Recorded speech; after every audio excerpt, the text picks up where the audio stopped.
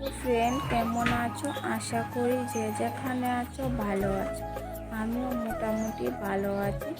তো সকালবেলা উঠানে একটু জল ছিটা দিলাম, কারণ অনেকটা ধুলা বালি উঠে, তার জন্য। তো এখন উঠানটা ঝাড়ু দেবো। তো চলো সঙ্গে থাকো বন্ধুরা। তো ওইদিকে উঠানটা একটু ঝাড়ু দিচ্ছিলাম আর জল ছিটা দিচ্ছি, কারণ ধুলা বালি উঠবে না, তার জন্য। এখন ভালো করে চিপা চাপা সব কিছু ঝাড়ু দিয়ে দিব। তো বন্ধুরা, ভিডিওটাকে স্কিপ করে দেখো না, ফুল ভিডিওটা দেখো। যদি ভালো লাগে প্লিজ লাইক কমেন্ট শেয়ার, আর বন্ধুদের সাথে বেশি বেশি করে ভিডিওটা শেয়ার করে দিও। তো ওইদিকে ধান সিদ্ধ দিয়ে, কালকে রাতে ধান সিদ্ধ দিয়েছিল, তার ডেকটা ধোয়া হয়নি, তো সকালে ধুয়ে নেব। উঠান ঝাড়ু দেওয়া শেষ হয়ে গেছে, আর দেখতে পাচ্ছ ডাম টাম সব কিছু বাইরে, কারণ ধান ভিজিয়েছিল, তো এটা সিদ্ধ করা হয়েছে কালকে রাতে। আর এই দেখো ধান গুঁড়া আছে এখানে, তো রোদ উঠলে তারপর ধান শুকাতে দেওয়া হবে। তো চলো সারাদিন কি করছি না, তো সবটাই শেয়ার করব। তো বন্ধুরা, ভিডিওটাকে স্কিপ করে দেখো না, ফুল ভিডিওটা দেখো। যদি ভালো লাগে প্লিজ বন্ধুদের সাথে বেশি বেশি করে ভিডিওটা শেয়ার করে দিও। তো চলো একটা জিনিস দেখাবো, আমার জিনিসটা কতটুকু খারাপ লাগে। তো ধনেপাতা গাছ লাগিয়েছিলাম, আর সেদিনকার মারা দিয়েছিল বাড়িতে সব কিছু বনের গুঁড়া ধনেপাতা গাছে। তো অনেকটাই পালানো হয়েছে, আর যেটি ছোট ছোট এটি আর তোলা যায় না। তো দেখো অনেকটাই ধনেপাতা গাছ বড় হয়ে গেছে। নেব, তো গ্যাস তো নেই, তার জন্য লাকড়ি দিয়ে রান্না করছি কয়েকদিন ধরে। তো এখন তো গ্যাস আনা সম্ভব না। তো এখন তো গ্যাসের দামটাও আছে মোটামুটি। তো এখন তো টাকার খুব প্রয়োজন, টাকাও নেই, তার জন্য এখন গ্যাস আনা হবে না, এখন লাকড়ি দিয়ে রান্না করতে হবে। তো এখন কয়েকটা আমি লাকড়ি নেবো, আর লাকড়িও জ্বলতে চায় না, কাঁচা তো জ্বলে কম। তো যাই হোক, তখন এখানটা লাকড়ি নেবো, নিয়ে তারপর সকালে চা বসিয়ে দেবো। তো চলো এখন এখান থেকে লাকড়ি নেব। তো লাকড়ি তো এখান থেকে লাকড়ি নেব এখন। তো লাকড়িটা শুকায়নি, অল্প শুকিয়েছে, জলে কম। তো এখন তো গ্যাস আনা সম্ভব না, গ্যাস শেষ হয়ে গেছে।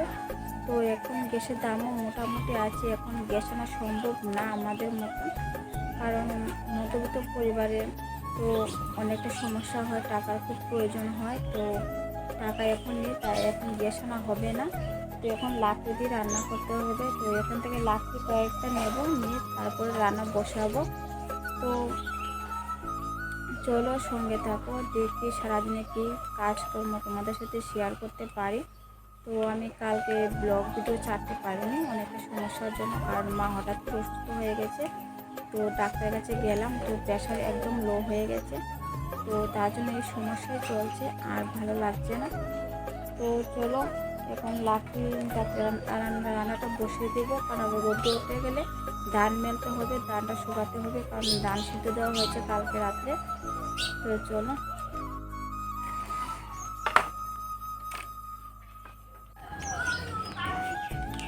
এরপরে লাকড়ি নিয়েছি।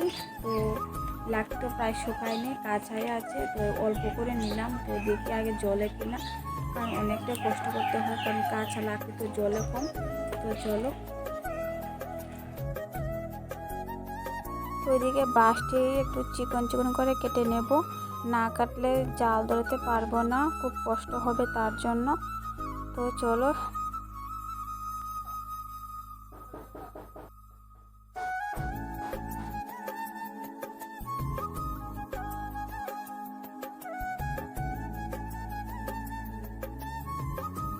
দেখো ছোটো করে নিয়েছি লাকড়িটা, তো বাঁশছি।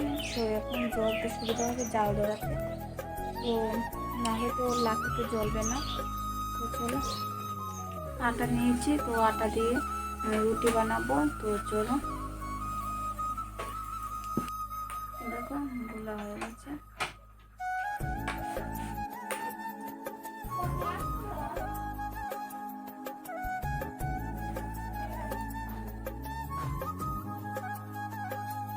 এখন দেখো ছোটো ছোটো বাসন দিয়েছে, হাত একদম বড় হয়ে আছে। আর এখন তো শীতের দিন জল একদম ঠান্ডা থাকে, আর গরমের দিন শুধু জল গরম হয়ে থাকবে, কোনো শান্তি নেই। তো এখন হাত মানে আগুন তাপ দিয়ে হাতটা একটু ইয়ে করেছি, তো এখন একটু ভালো লাগছে। মানে হাত যেমন বরফ হয়ে থাকলে যেমন কিছু জোর পাচ্ছি না হাতে, এরকম লাগছে।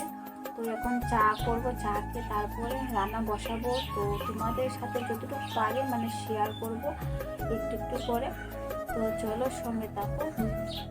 তো বন্ধুরা, ভিডিওটাকে স্কিপ করে দেখো না, ফুল ভিডিওটা দেখো। যদি ভালো লাগে প্লিজ বন্ধুদের সাথে বেশি বেশি করে ভিডিওটা শেয়ার করে দিও। আর নতুন বন্ধু হয়ে থাকলে প্লিজ চ্যানেলটাকে সাবস্ক্রাইব করে পাশে দেখো। দেখো রুটি বানিয়েছি, তো 2টা রুটি হয়েছে। এদিকে চা বসিয়ে দিলাম, তো এখন চা করে তারপর দিয়ে নেব। তো চলো, ওদিকে চা হয়ে গেছে, একটু দুধের চা করেছি। আমি আমার বোনপুর চা রুটি খেয়েছি, আর মা তো খাবে না। আর আমার ছেলে সকালে গিয়ে চলে গেছে, প্রাইভেট পড়া ছিল, তো সকালে চা না খেলে যেমন কিছু ভালো লাগে না, চা খাই অভ্যাস হয়ে গেছে, তো তার জন্য। ওই ধানটি কালকে সিদ্ধ করেছিল, তোমাদেরকে দেখিয়েছিলাম। তো ওই ধানটা রোদে পালানো হয়েছে, তো এখন ধান শুকাবে। আর এই প্রথমবার আমি কপি আলু ডিম দিয়ে তরকারি করেছি, এত টেস্টি হয়েছে বন্ধুরা, মানে কি বলবো, অনেকটাই ভালো হয়েছে রান্নাটা। তো ওইদিকে বিকেলবেলা মাকে নিয়ে ডাক্তারের কাছে চলে গেলাম। মা হঠাৎ করে মাথা ঘুরছে, তো প্রেশারটা লো হয়ে গেছে। তো বলছিলাম তো চলো, আর কদিন ধরে তো বাড়িতে ধান টান নিয়ে এই অবস্থা চলছে, তার জন্য একটু এতটুকু সমস্যা হয়েছে। তো ওইদিকে দেখো যাচ্ছি, হাঁটতে হাঁটতে যাচ্ছি, মানে বেশি দূর না বাড়ি থেকে। তো মাকে বলছে চলো আস্তে আস্তে হাঁটতে হাঁটতে চলে যাই। তো প্রেশার টেশার না পানো হলো যে একদম লো হয়ে গেছে প্রেশার। তো যাই হোক, তো ব্লগটা বেশি বড় করব না, খুব ছোট করে তোমাদের মাঝে বাতও হয়ে গেছে। দেখুন, আমি আলুটা সিদ্ধ বসিয়ে দিয়েছি, আলু ভাজি করব। তো আলুটাকে সিদ্ধ করে নিই, তারপর এখানে 2 দিনে ব্লগ করা আছে। 2 দিনকার রান্না করেছিলাম ডাল আর আলু ভাজি করেছিলাম। তো কিছু সমস্যার জন্য ভিডিও দিতে পারিনি, তো সব কিছু এখানে দিয়ে দিলাম।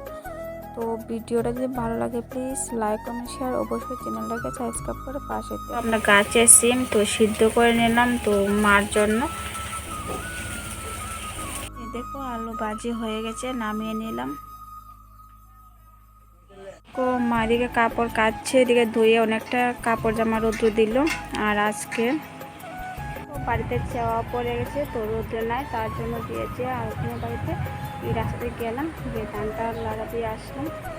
এখন যাচ্ছি, ধান রৌদ্র দেওয়া হয়েছে, সিদ্ধ করেছিল, তো ধানটাকে লাগা দেবো। বাড়িতে তো রৌদ্র পাইনি না, তো তার জন্য। দেখো ধান শুকাচ্ছিলাম, আজকে অনেকটা দেরি হয়ে গেছে স্নান করতে।